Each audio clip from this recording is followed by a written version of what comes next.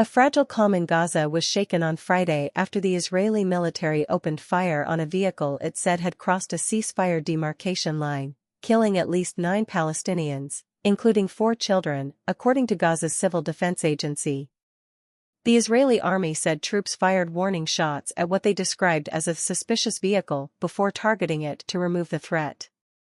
The military did not comment on reports of civilian deaths and said it was reviewing the incident. Local officials in Gaza said the car was carrying members of an extended family who had left their displacement camp for a brief outing. They went to have a picnic, said Mohammed Abu Shaban, whose sister, her husband, and 3 of their children were among the dead. The driver must have taken a wrong road. There are no signs, no clear boundaries, just ruins. Rescuers were not able to reach the scene until Saturday morning after receiving permission from Israeli authorities through the United Nations. 2 passengers were still missing by that time, according to Gaza's emergency services. A line few understand. The strike took place near what Israel calls the Yellow Line, a boundary created under a ceasefire agreement that went into effect on October 10.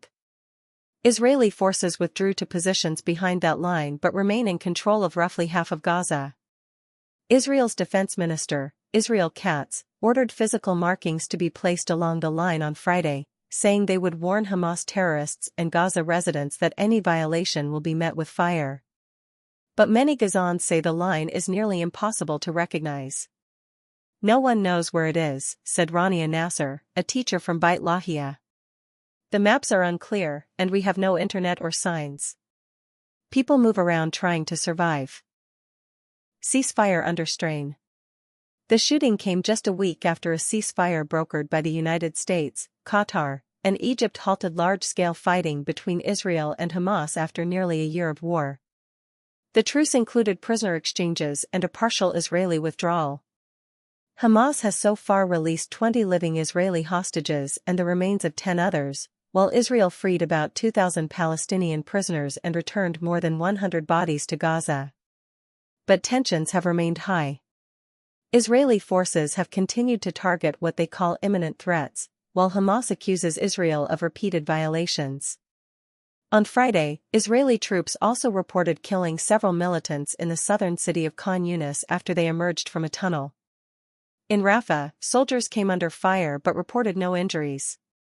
Aid bottlenecks and border closures. The ceasefire agreement was also meant to allow humanitarian relief and open Gaza's southern border with Egypt.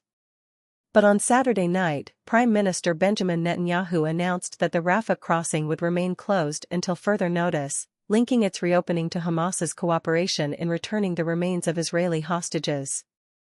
Aid organizations say the closure has deepened Gaza's humanitarian crisis. The ceasefire has reduced the bombing, but not the suffering, said a UN aid worker based in Deir al-Balah. People are still trapped, hungry, and desperate. More than 1.5 million Gazans remain displaced, most living in makeshift tents without electricity or clean water. Reconstruction has barely begun. Reactions and responsibility. The United Nations called for a full investigation into the vehicle strike.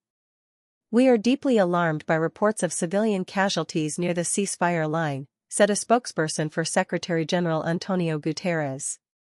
Human Rights Watch urged Israel to release surveillance footage to determine whether the strike violated international law. An Israeli official, speaking anonymously, said soldiers acted according to procedure and that the vehicle's location posed a potential threat. Hamas, meanwhile, denounced the strike as a massacre and accused Israel of undermining the truce. Analysts say incidents like this highlight the difficulty of enforcing peace in a devastated, densely populated territory. There's no clear front line anymore, said Michael Stevens, a Middle East analyst in London. A single misjudgment can reignite fighting. A tragedy within a pause. At the family's funeral in Gaza City, mourners carried white-shrouded bodies through the streets as prayers echoed over the loudspeakers. We thought the ceasefire meant safety, said Abu Shaban. Now we know there is no such thing. For many Gazans, the tragedy served as a painful reminder that the ceasefire is only a pause, not peace. Amid rubble and uncertainty, families continue to navigate an invisible border, one mistake away from another war.